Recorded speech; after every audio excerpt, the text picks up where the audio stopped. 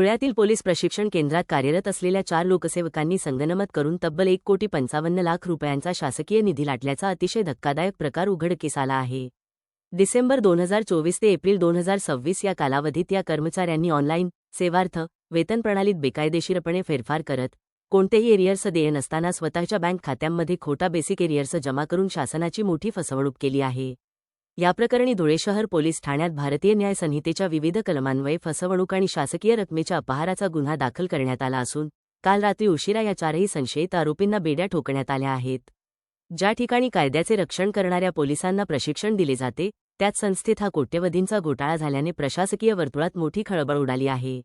जिल्हा पोलीस अधीक्षक विशाल आनंद यांनी दिलेल्या अधिकृत माहितीनुसार या गुन्ह्याची व्याप्ती आणि गांभीर्य लक्षात घेता पुढील सखोल तपास आता धुळ्याच्या आर्थिक गुन्हे शाखेकडे वर्ग करण्यात आला असून पोलीस उपअधीक्षकांच्या नेतृत्वाखालील पथक या प्रकरणाचा तपास करत आहे.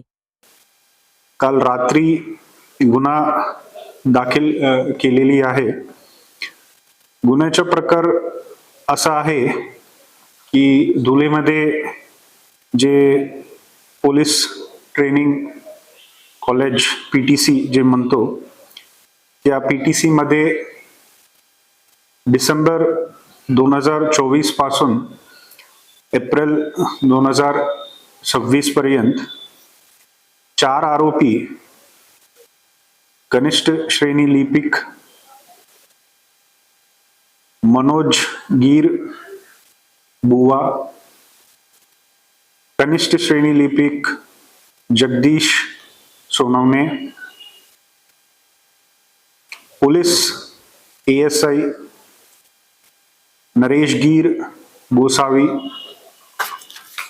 Police head constable Manoj Khonde, हे 4ही जे तिथे पोलीस प्रशिक्षण केंद्र धुळेमध्ये नेमणूक होते ते 4ही लोकांनी संगमत करून हा कालावधी मध्ये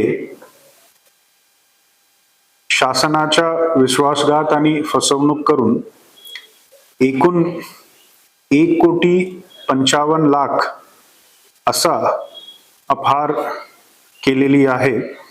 असा कंप्लेंट जे आहे काल धुळे शहर पोलीस स्टेशन मध्ये दाखल केलेली आहे. त्याप्रमाणे काल रात्री हे 4ही आरोपीला अटक करण्यात आली आणि आजच्या तारखेला हा जे गुन्हा आहे ते आम्ही आर्थिक गुन्हे शाखा धुळे पोलीस अंतर्गत वर्ग केलेली आहे आणि येणार कालावधीला ते तपास करून ते लवकर तसा आम्ही चार्जशीट जे आहे ते फाईल करणार आहे.